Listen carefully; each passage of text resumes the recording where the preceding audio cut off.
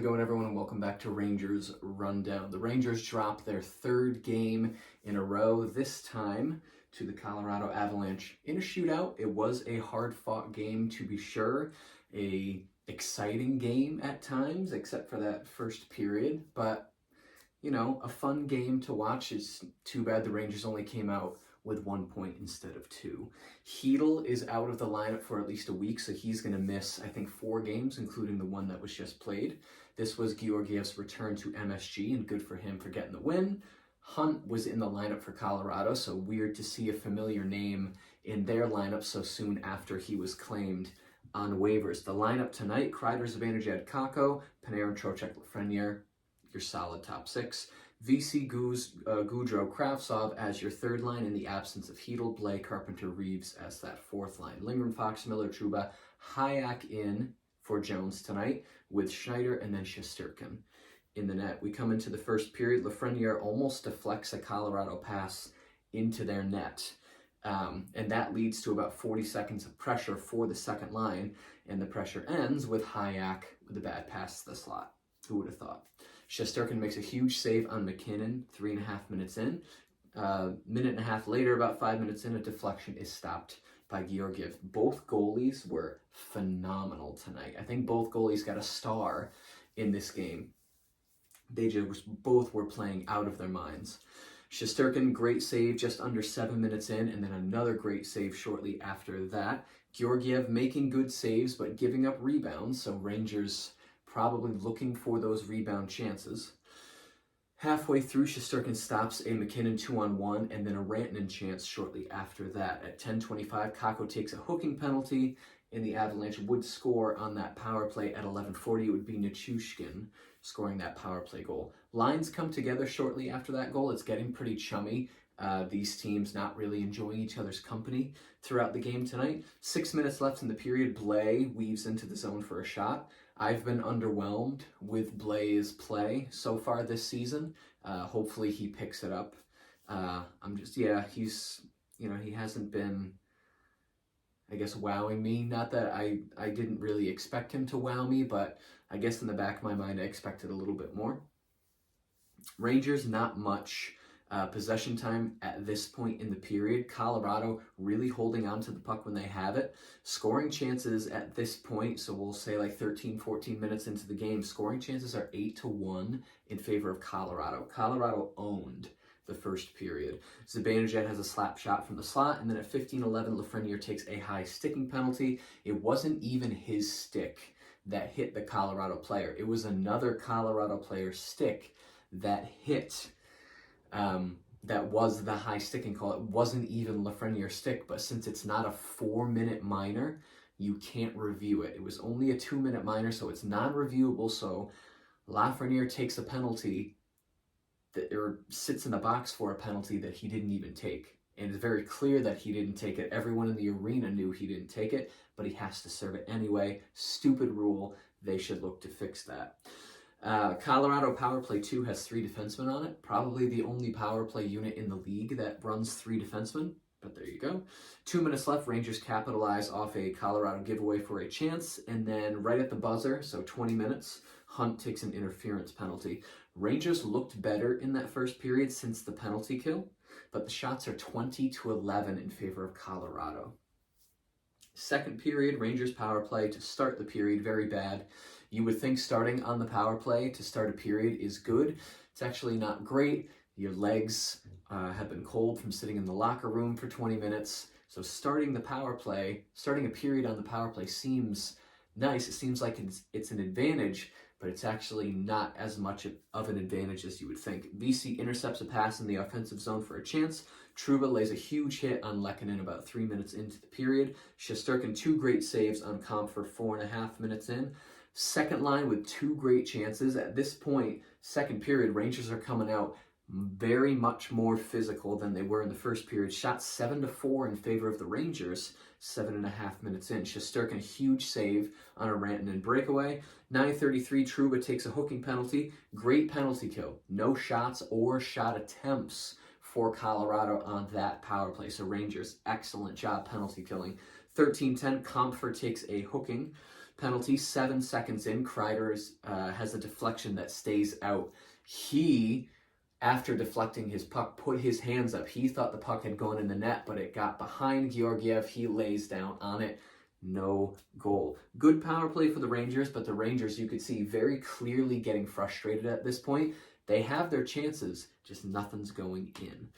18:06, though, Gaudreau, who else but Barclay Gaudreau, would score a goal from Trouba and Blais. It was a nice little tic-tac-toe. Gaudreau, from a very sharp angle, able to get that puck in behind Georgiev. 19:24, Manson takes a holding penalty. And at the end of this second period, shots 15-7 in favor of the Rangers. So after being badly outshot in the first period, Rangers outshoot Colorado by a decent margin. We get to the third period. Rangers start with 1 minute and 25 seconds of power play time. So 2 periods in a row, Rangers start on the power play. But at 59 seconds of that third period, Shesterkin would make a very egregious error.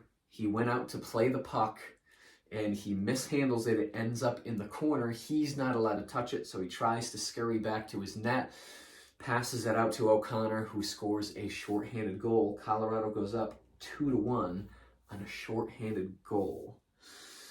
Kravtsov hurts his arm. Shortly after that, he goes to the bench, but he's fine. He would play the rest of the game. Gaudreau with a chance off of a Panarin feed. 8.5 minutes in, Shesterkin, huge save. He is keeping them in the game.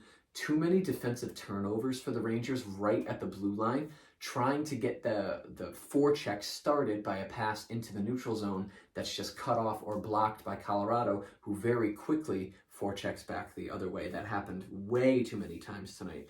14:03, Fox would score the tying goal of the game from Vesey and Gaudreau. Fox, in the defensive zone, knocks down McKinnon, gets the puck, streaks up. It's a tic-tac-toe with him, Vesey, and Gaudreau.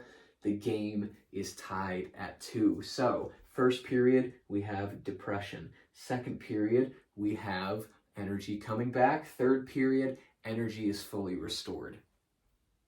Trocheck has a wraparound try shortly after that goal. We get to the end of the third period. Shot 17-14 in favor of Rangers. In that third period, we go to overtime. We open overtime with Fox, Zibanejad, and Kreider. 1.5 minutes in, Trouba has a deflection chance, and the Rangers take a timeout. With 2 minutes left, Panarin has a partial breakaway that draws a penalty. McKinnon takes a hooking penalty at 3:31, and at this point, it's 4-on-3 in overtime.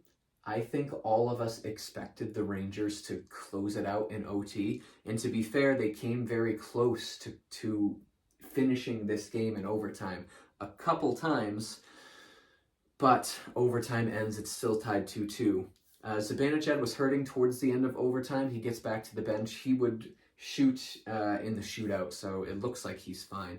But we do get to the shootout. McKinnon misses, Kakko misses, Makar misses, Zibanejad misses. Rantanen scores in round 3, so Panarin has to score to keep the shootout going, and he does. Panarin, who is not great on breakaways, scores on Georgiev. So we go to round 4. Rodriguez scores. Lafreniere does not. So the Colorado Avalanche win this game 3-2 in the 4th round of the shootout. Stats: 46 shots for the Rangers to Colorado's 44.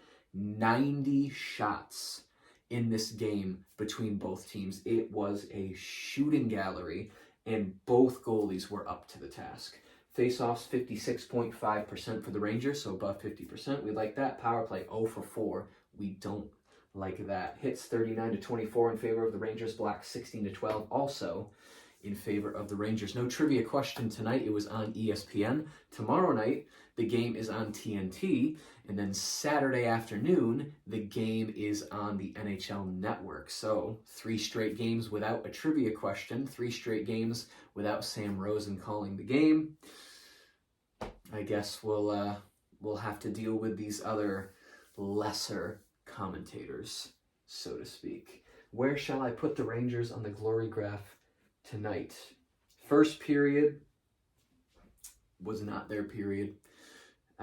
But I would say the rest of the game, including overtime and the shootout, very good showing by the Rangers. They were doing most things correctly from here on. First period wasn't awful, but it wasn't great. Colorado just outplaying them most of that first period. So if we ignore the first 15 minutes of the first period, the Rangers played a very solid game. They did lose, but I am going to put them in the green because they made it to the shootout, and I think they just played a good game. So I'm going to put them right here. And you can disagree with me if you want. Let me know in the comments if you do. And that's all she wrote. The Rangers dropped to 6th in the Metropolitan Division. 3-2-2 is their record over the first 7 games. Hopefully, tomorrow night against the Islanders, they can pull together a win, 4-2-2, make their way back up the standings. I mean, the Penguins are in first in this division with 9 points. The Rangers have 7. So it's still very early in the season, very tight race between all these teams, but the early points do matter when it gets to March. So we'll see what they can do. 7:30 start time tomorrow against the Islanders. If you enjoyed this video and you'd like to see more videos like it, be sure to hit the subscribe button. Thank you so much for watching, and I will see you in the next rundown.